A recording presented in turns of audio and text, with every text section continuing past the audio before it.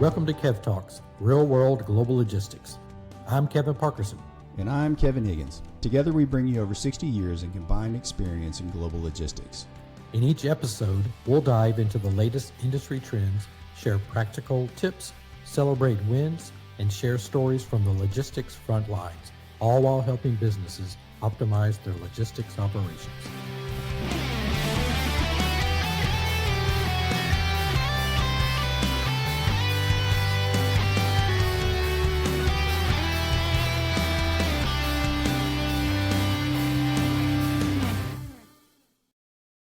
Welcome to another episode of Kev Talks Real World Global Logistics.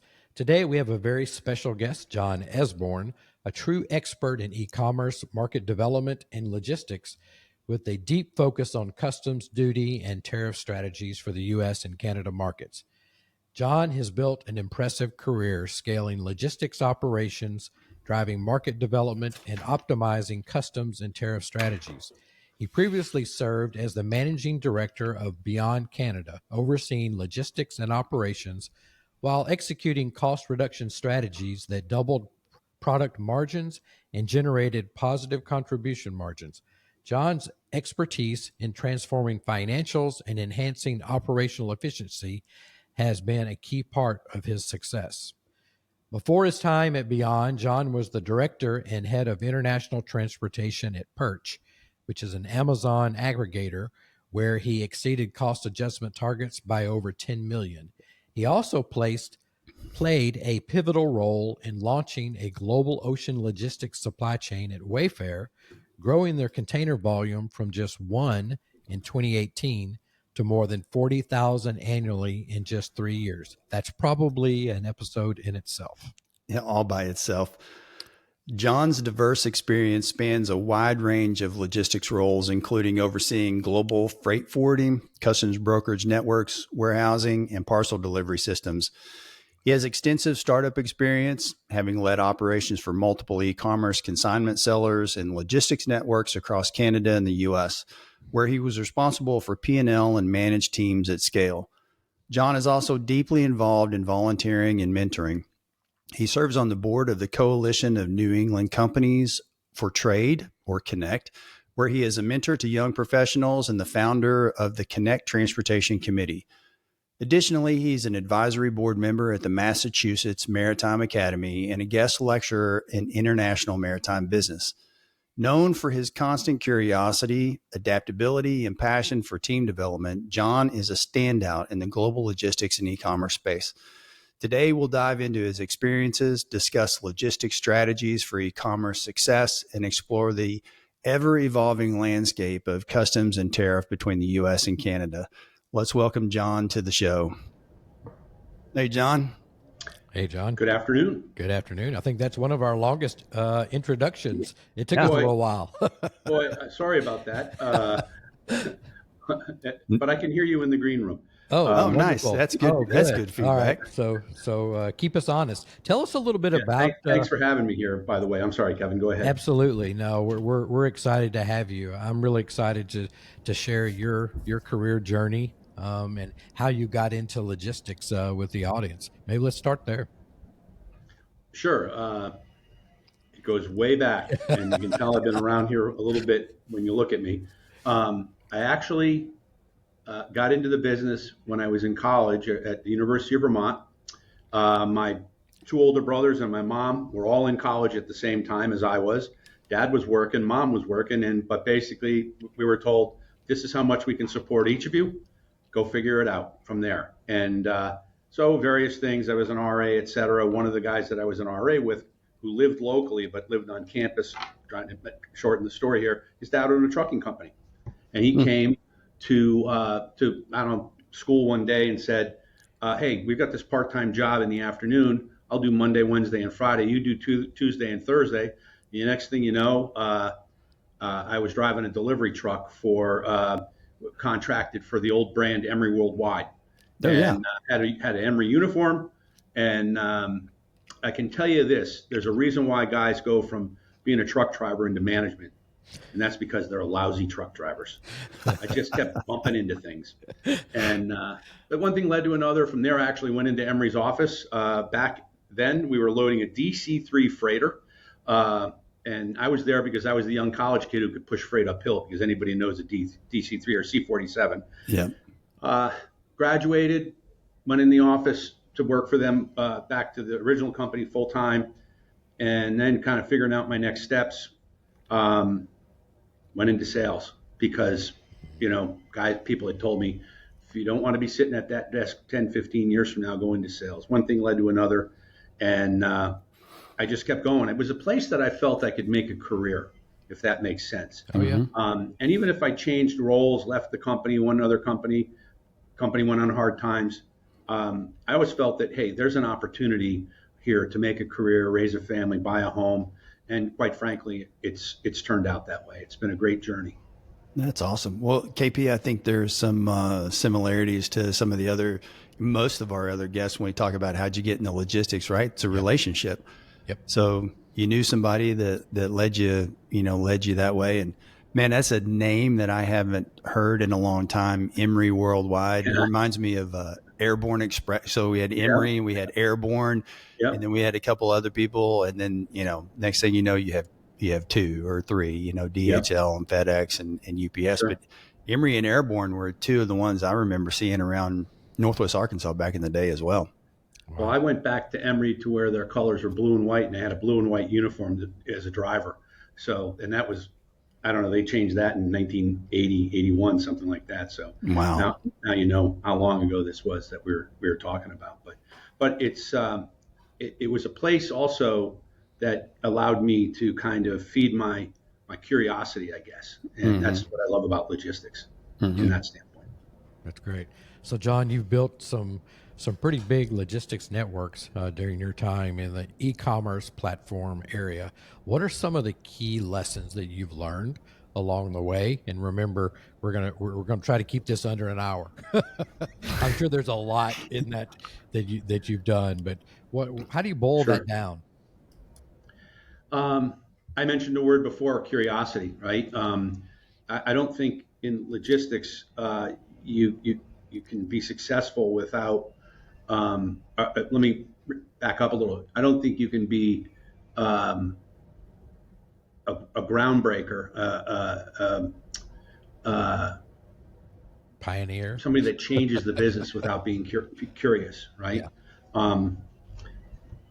Couple examples. I started in NVOCC for two different companies, e-commerce companies.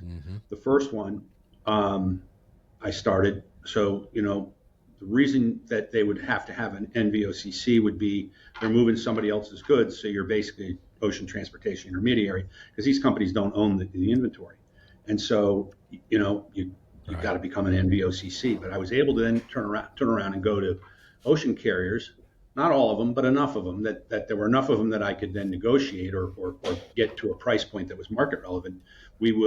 I went to the carriers and said, hey, look. We're really a BCO. For people in the business that don't know what a BCO is, there's two different types of contracts two different types of buyers in the eyes of the Federal Maritime Commission. One is the person that owns the inventory, the direct importer. If you sign a contract with the ocean carrier, that's a beneficial cargo owner. And the other one's a non-vessel operating common carrier. You're just a common carrier like the ocean carriers are, except they're asset-based, and you don't have asset-based, and you just basically broker space, if you will. And so you have to become an NVOCC, non-vessel operating common carrier, if you don't own the goods and you're doing work for somebody and charging them a fee. And so we had to do that. But I was able to go to enough of the ocean carriers, and this is very unique. And one of the vice presidents from one of the carriers were very, very flattering. He said, you're the guy that changed the industry. I'm like, what do you mean? Well, you and your hybrid contracts. So I went to the ocean carriers and I said, you got to treat us like a hybrid. The goods are selling on our platform. They're going into our warehouses, but we don't own the goods. So we're not an NVO, but we're not a BCO, but I need to be able to compete with all the big boys that are directly importing, Walmart's, Targets, Home Depots, et cetera. And they were willing to consider us to be give us a BCO type contract. That allowed us to protect our cost of goods. Quite frankly, even though we don't own them, it's still directly our cost of goods. That was unique, and I had a lot of people tell me, "You'll never get that done. You'll never make the carriers will never agree to that." Well, I smile a lot, and maybe I'm handsome. I don't know, something. I was able to convince them to do that. So that was one of the things that is really unique. And coming back to the original point, sorry, I call this going for a walk around my backyard, by the way, gentlemen. So like John kind of goes and works through something for you.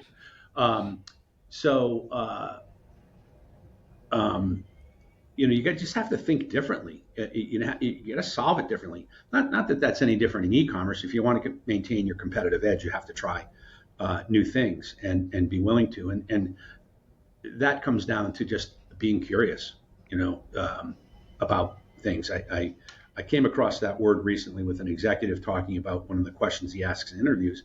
I thought that was a pretty interesting word, and probably applied to me as I look back. And I sound arrogant. I don't really mean to, but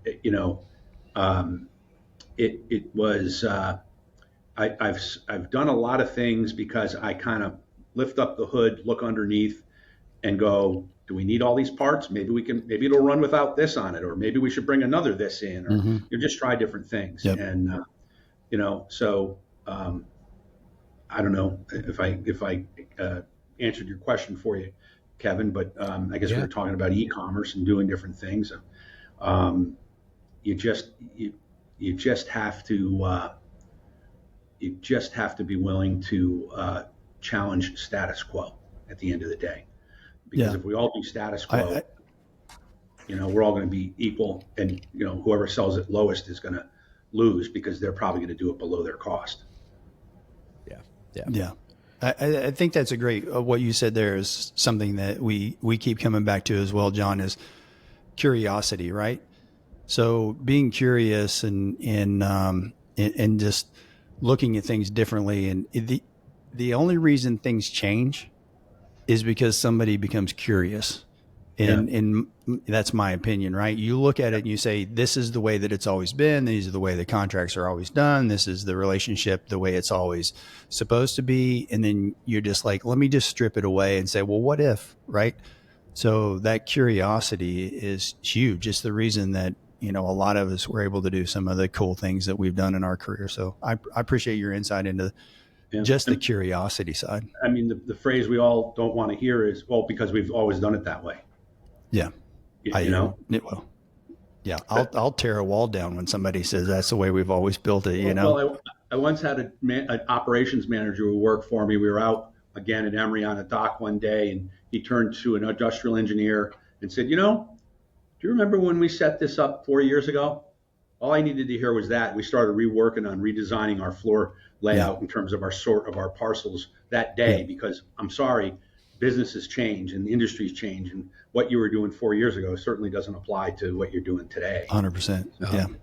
Guys, that's a great pivot. So under the theme of curiosity and change, let's zoom out a little bit and look at the global landscape as it is today. John, I'd love to get your perspective of what's going on right now today. This is March 2025. With the current trade tariff environment and Red Sea and all of those challenges, what's your take on the current trend, the current landscape of global trade? Sure. Trying to deal in exactly what we're dealing with, and certainly not being political about it at all. But the one thing I think my first comment would be, well, I can't tell you, Kevin, because it's changing every day. It used to be it was changing every month or every 6 months. Not right now. It's changing every day. Yeah. And a couple clarifying things based on some comments I've even heard within the last 24 hours. Yeah. It was said that we really don't have much of an interest in the Suez Canal. Well, I think our carriers in the Atlantic, into the East Coast would differ with that greatly. There is a significant amount of cargo heading to the U.S.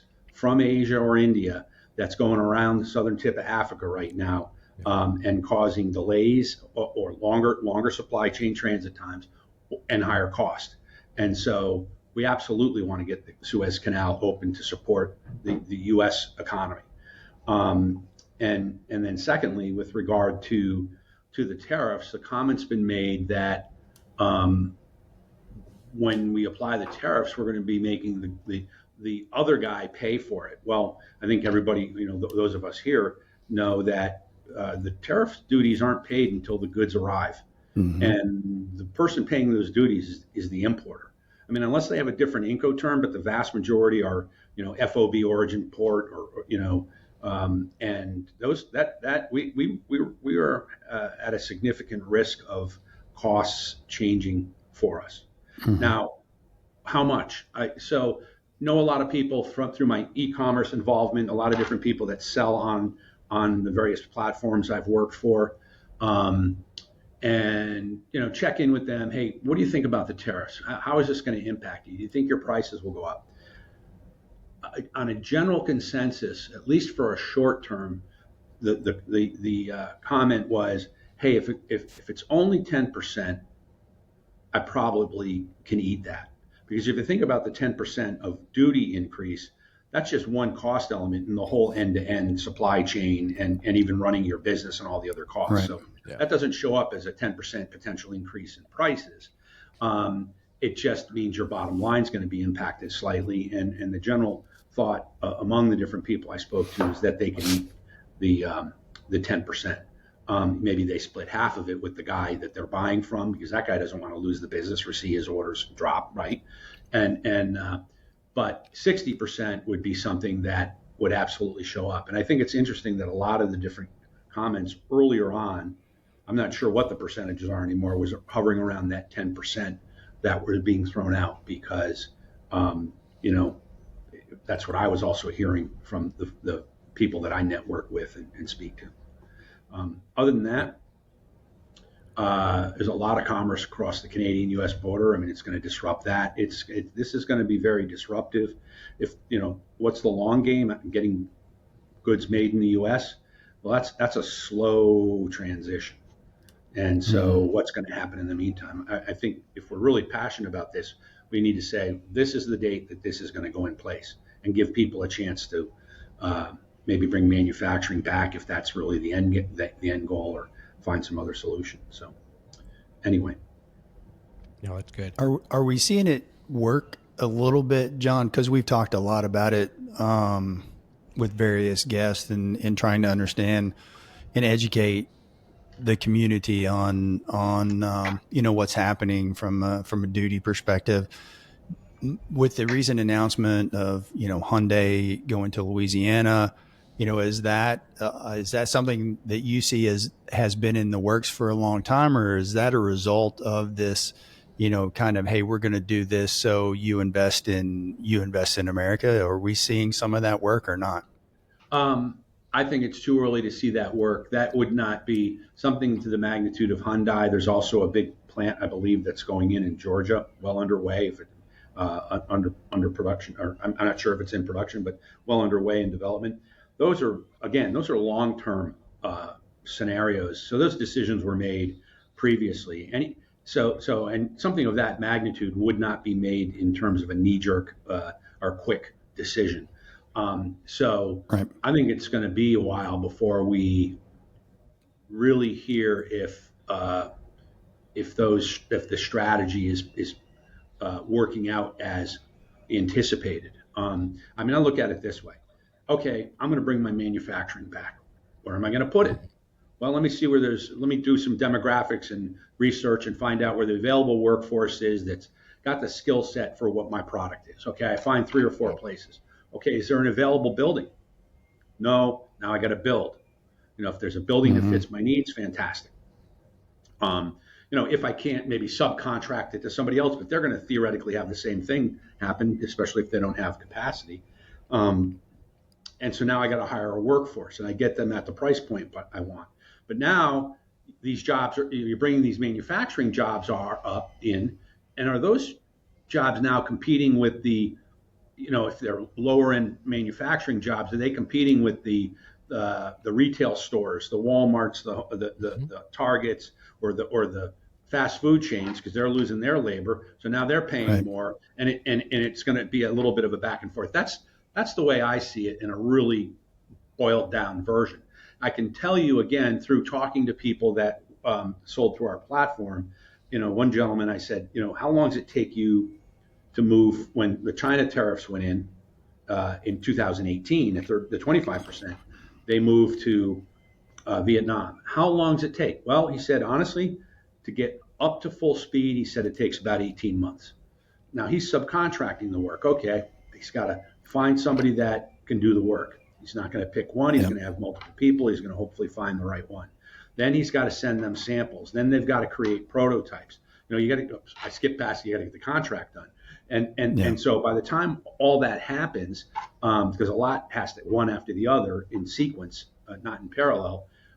It's next thing you know, it's 18 months before you're really ramped up to full speed.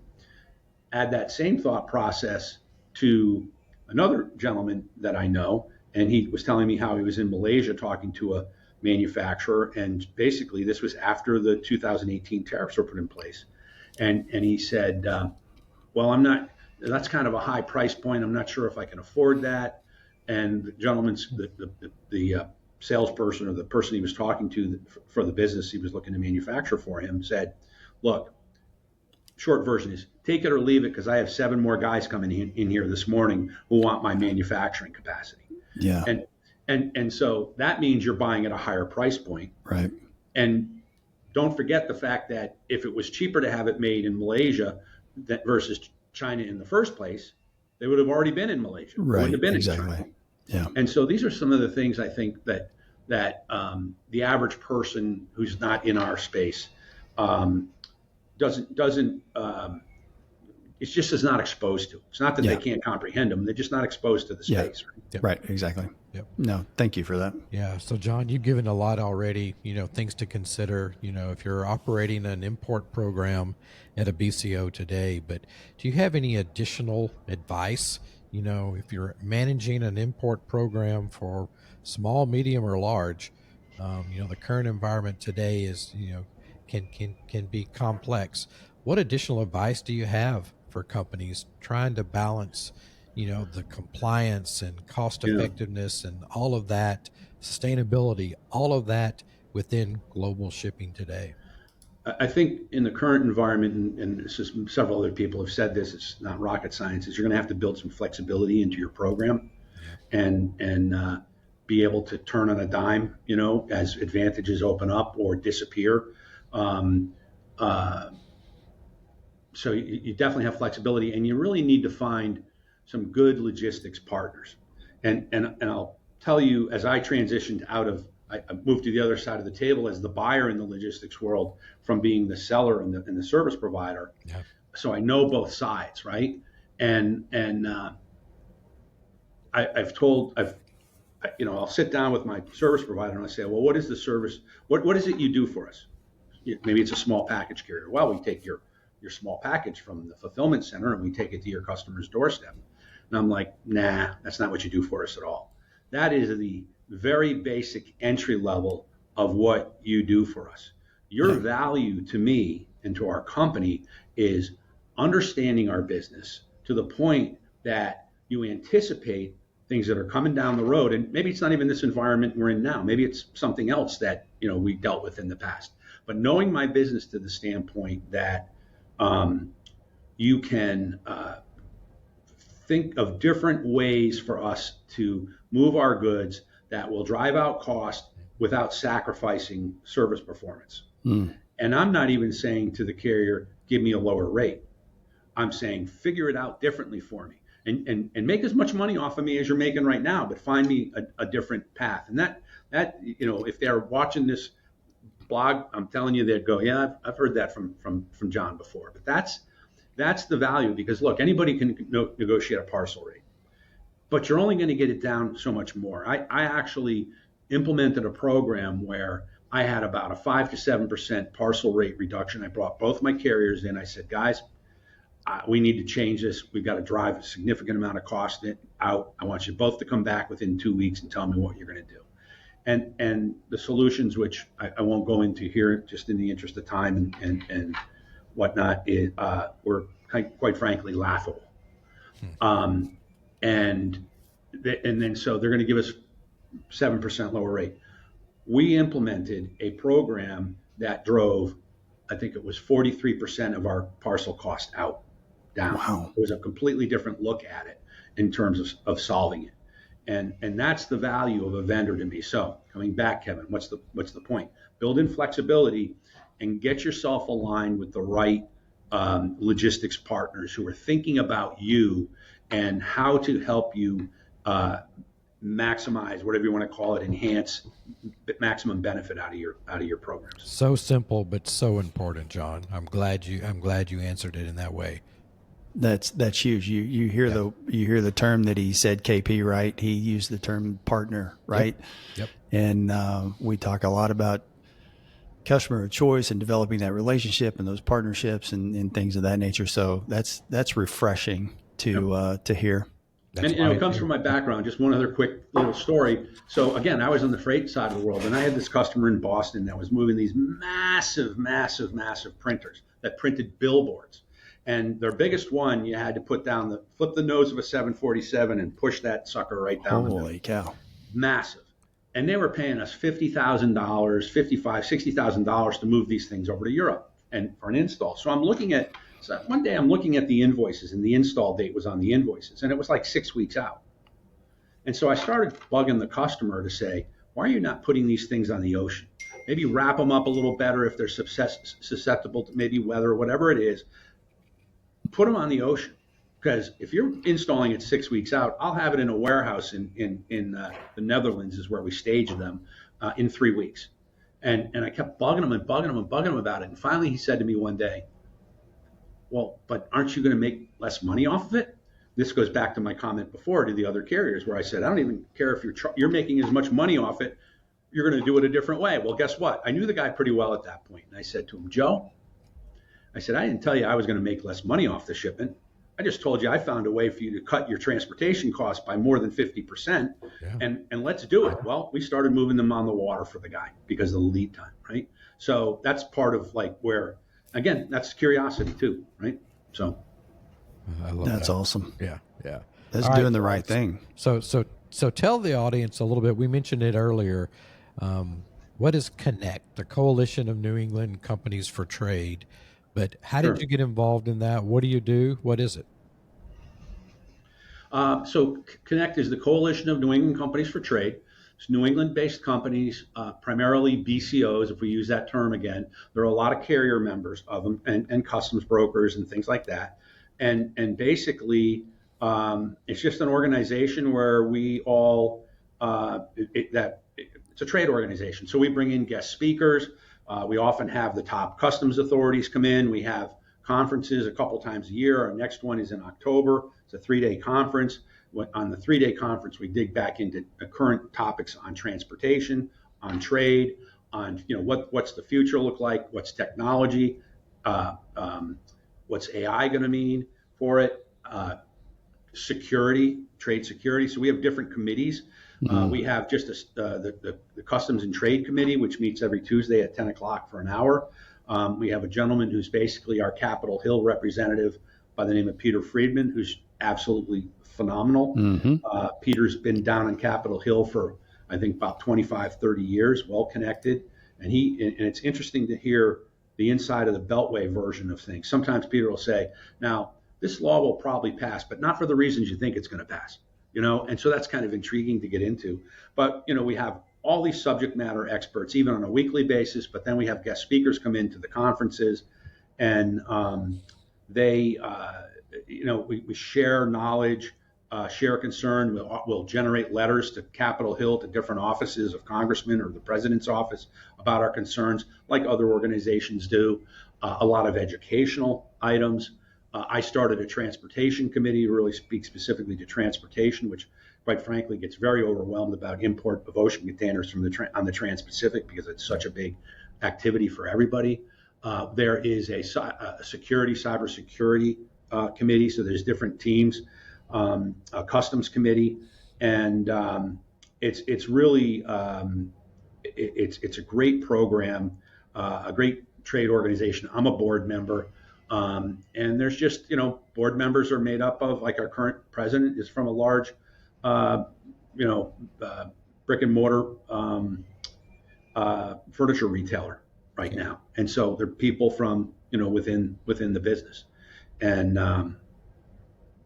it's fun, it's educational, and it builds a network. We call each other all the time. Hey, what do you think of this? What do you think of that? So it's a great organization, and I would love to have you guys come to our conference and maybe do a session from there on site. Yeah, it'd be pretty cool. That sounds great. Yeah. So I am looking into that, by the way. So. Good. Get your crystal ball out. We've talked about a lot of things. What should we be talking about? What will we be talking about 12 months, 24 months from now from a supply chain standpoint? Well, hopefully de minimis is gone, because I can't stand de minimis and all these tariff things and all that. Again, yesterday morning on our call, one of the really strong subject matter experts from the customs side, a customs broker side, made the point of, and we still have de minimis. And so if anybody that's not familiar with de minimis, this is anything under $800 comes into the United States duty free. I can tell you what people, so not everybody, but there's enough people that say, well, these are sneakers, and they're not sneakers, because there's no really formal process to evaluate that shipment. And so things are misrepresented in terms of what they are, so that that's one of the risks. A lot of people are concerned about fentanyl being shipped into the United States and other drugs. That's my focus, of course, is trade. And I'm going to say something that I haven't qualified exactly, but if we look at China as an example, de minimis, they're using $800 de minimis. So all these tariffs that are being put in will be the de minimis doesn't, under $800, does not pay those tariffs, number one. And number two, I think what's fair is fair, and I'm told, and this is the thing that I haven't validated, but that the de minimis into China is $10. So I'm a believer in, hey, if you're going to have an $800 de minimis, we're going to have an $800 de minimis. You need to open your markets up to us. Mm-hmm. I can tell you there's multiple Chinese companies taking advantage of de minimis. So I'm sure there are. Yeah, and so I'm looking forward to hopefully de minimis being eliminated. I'm not a fan, but in the obscene twist of the business world, I come from the freight forwarding world, where your only way to survive is you're savvy and being a little bit smarter and ahead of the next guy. Mm-hmm. Well, you know what? It's not that I'm not going to take advantage of the law if it's there and sell it, but I don't like it. Yeah. You have to use it if you're going to survive. So, sure. So I don't know. I don't know if it's going to be gone. They tried to get rid of it. If you think about the volume of items that are under $800, it's 10, 20 fold more than everything over $800. And so just the labor that we would need to process it, or the improved technology is dramatic. And it has to have skyrocketed in the past couple of years. I mean, with Temu and TikTok Shop and Shein and all of those. I mean, it's just. Yep. No, there's. I'll find you a chart, Kevin, that'll show you exactly how much. There's charts out there. You could Google, it, and it'll show you like boom. Yeah, it's not even a hockey stick. It's just straight up. Yep. And so that's one thing that's a concern in the next 12 to 24 months. There's this other aspect where if you Google this, if you look it up, the current administration wants to charge an extra fee. And when I say fee, they're talking about like they want to charge $1 million for a container ship that was not made in the United States. Our docks. Yep. Now, if you think that's not going to show up in our price of goods, sure it is. That potentially might have more of an impact than the 10, 15, 25% tariffs. And that's just not realistic, although I'm just catching up to this topic right now. So I apologize that I'm not as well versed in it, but I believe they also put a target date out. So that's okay. Now that's sane. That's logical. If it's not made in the U.S., you're going to pay a penalty. They want to bring those jobs back to the U.S. and make vessels here. Okay, fine. Well, you just don't make a shipbuilding yard, Yeah, exactly. And Bath is, busy at capacity. Bath, Maine is a big shipbuilding yard. Yeah. New London, Connecticut, they make subs there. So can you refigure that if they wanted to make ships there? I mean, it's just not going to happen, overnight. Right. Yeah. Right. So, I mean, look, I understand maybe they're high-paying jobs that they want to bring back, but you can't just flip a switch and open a shipbuilding yard. So I'd love to those are see some of the shipbuilding things. yards. Yeah. Yeah.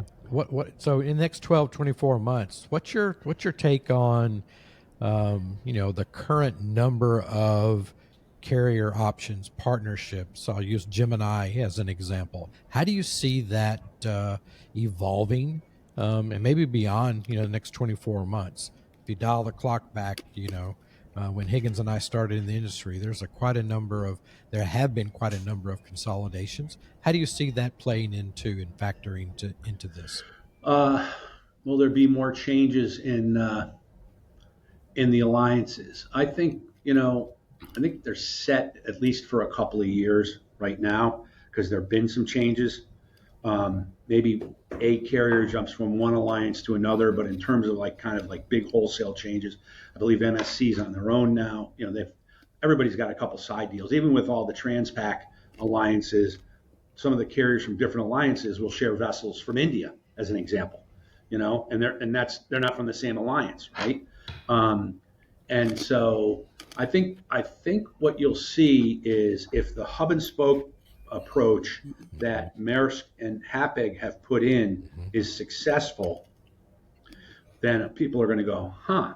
And successful would be it doesn't delay transit and costs. They're able to provide cost points that are below market or the competitive price point in the market. Yeah. And so if that happens and everybody else is at a competitive disadvantage, you're going to see more hub and spokes.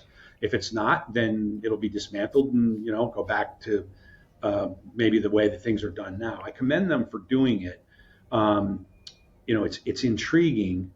I'd much rather have vessels feeding into a hub in Asia for a vessel that only has to make one or two stops in the U.S. versus these vessels that hit the East Coast. They go New York, Norfolk, Charleston, Savannah, and some of them maybe even stop in Jacksonville or whatever. And so do you see, John? Do you see the hub and spoke model that you're describing?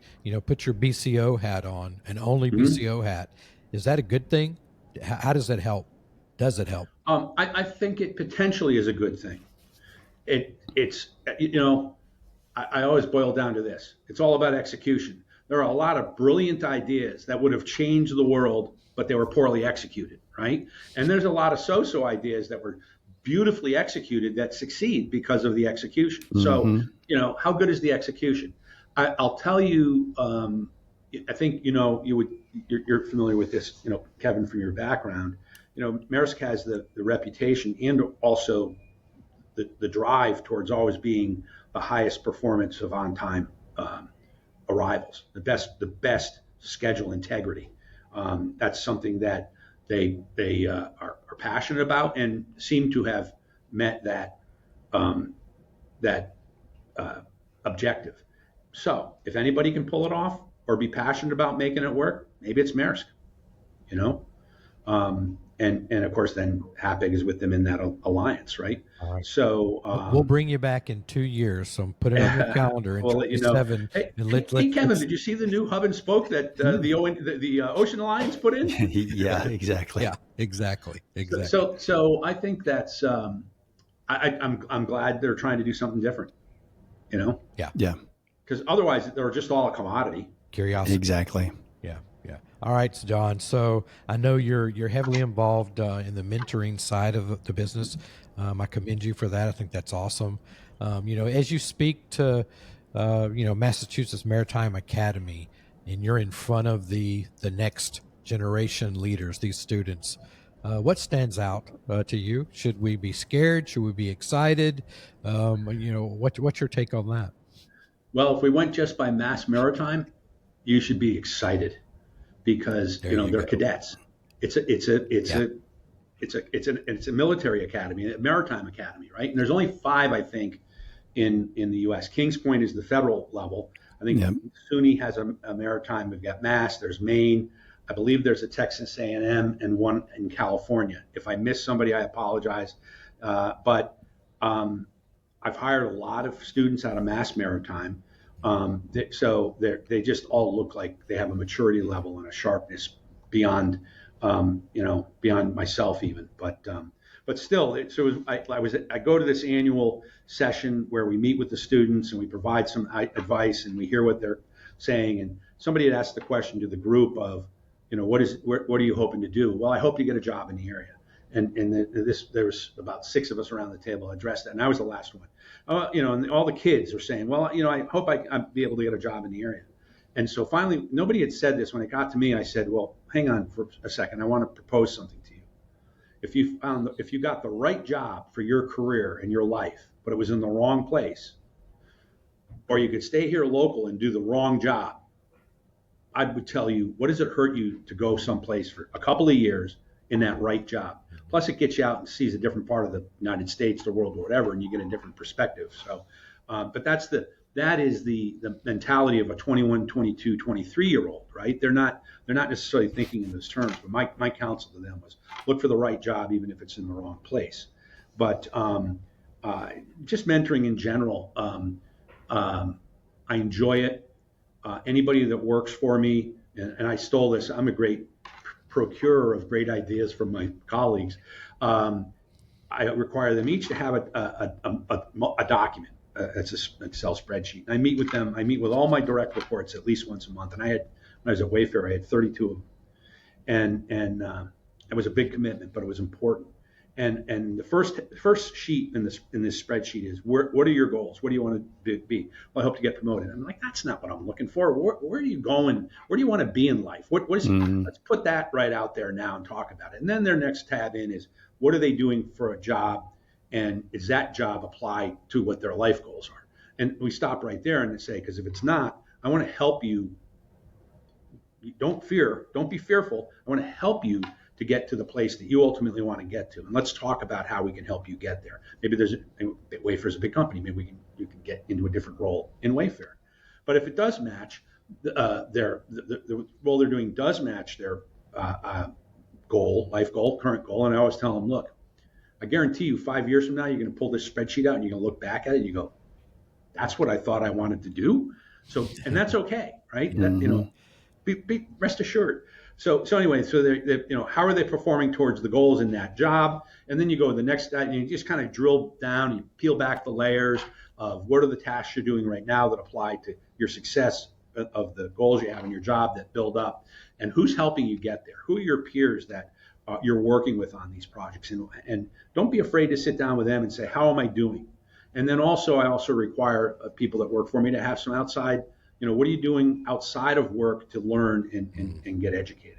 And I'm very passionate about this. And I've taken that. That was something we started at Wayfair. I took it with me to Perch, and I took it with me to Beyond.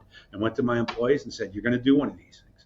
And I had one person one time, and they kind of 3 sessions, three one-on-ones in 3 months. Why haven't you done this yet? Well, it's hard. Well, yeah, it's hard. It's your life,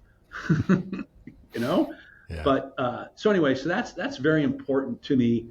And TPM, Trans-Pacific Market, is a big thing for us in the ocean industry.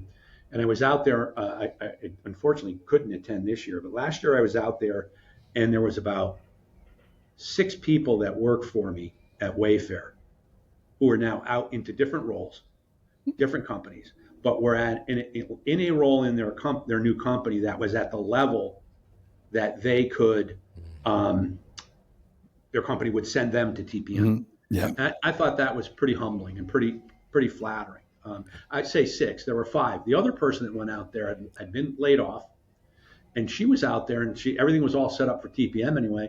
And she was out there and had a bunch of interviews set up or meetings set up with different people because she was going to go get a job. Yep. And I knew she was out there. I called her up. Let's go have lunch. So we sat down and we started talking about who she was going to talk to and people we both knew and different things, maybe a job. But I want to tell you something about that person. I want to go back to Mass Maritime grad, her first few months working for us. She looked like she didn't know what she wanted in life or where she was, or that she was not somebody special, you know. And if you saw her body language and met her, and she was working in my team, and she ultimately, as we grew and we reorganized things, ended up over on the Dre team with somebody else. And she said, I want to go over there. I'm like, why? She said, because I like what I'm doing here. And I think, Kevin, you and I have talked about this before. I said, and I said, well, wait a second. This is your first job out of college. So these are the things I want you to take away in your first year or two working here. I want you to learn how to run meetings, how to get organized in a business environment, which is maybe different than college. I want you to understand how to put a presentation together, do the follow-up, send advance details out before a meeting, run weekly meetings, monthly meetings, QBRs. I want you to learn how to do all of that and run the meetings and give the presentations so that you are learning how to do this, right? And so I do that with everybody. So here's this young woman who was just kind of just not confident, and she had no reason not to be confident. And here we are 5-6 years later, and we're at TPM, and she's like, why'd you come out here? Well, I was already paid for, and I'm out here, and I'm going to meet with this person, this person, this person, and this person. I was like, this is great. This is insane. You're fantastic, right? Yep. So anyway. The value of networking, the value of getting in front of those people. So that's impressive. That's awesome. And I think, John, you played obviously a role in that, by setting the foundation, for the approach that you took. So I commend you for that. I commend you for, your constant curiosity and adaptability, as we mentioned before. So this has been really, really good. I think we could go on and on. I love hearing your background, your expertise, and I really love the portion of the crystal ball and what you're foreseeing. So we definitely will log this and bring you back in a couple of years, and let's see how this all plays out. Well, and nobody saw COVID. So you asked me 2 years. That's too far out in the ocean world. Tell me 2 months, right? Right. Yeah. Yeah. Exactly. Well, listen, John, we appreciate you coming on. As always, it's been really good chatting with you, and thanks for all that you've done in the industry, and thanks for coming on Kev Talks. Yeah, for sure. Nice to meet you, John. Thanks for coming on. Thanks, Kevin. Thanks, Kevins. Thank you very much. Humbling to have an opportunity to participate with you on this. So thank you very much. Yeah.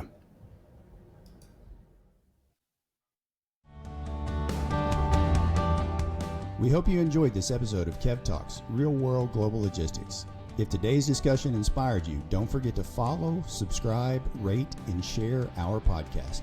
Remember, every great journey in logistics starts with a single step forward. Let's continue working together to transform the industry.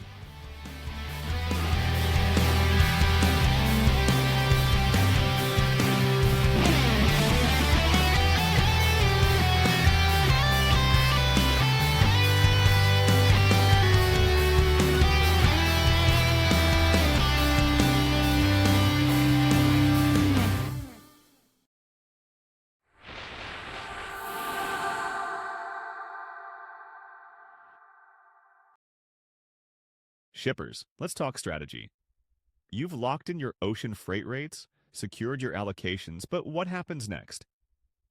If you don't have a structured approach to managing your logistics service providers, you're leaving efficiency and money on the table. We see it all the time. Teams stretched thin, analysts wearing too many hats, and responsibilities split between procurement and operations. And navigating complex subcontractor networks? That only adds more confusion. That's why we created the workshop called Supplier Relationship Management at KP Global Logistics Consulting, LLC. This isn't about theory, it's about real, actionable insights to help you. 1. Manage logistics service provider relationships effectively. 2. Bridge the gap between procurement and operations. 3. Build supplier strategies that deliver real results. Timing is everything. Don't wait until your volumes start moving. Build your supplier relationship management program now and position yourself for success. Spots are limited to ensure a personalized experience. Reserve your place today, and let's make 2025 your most strategic year yet. Contact Kevin Parkerson for more information.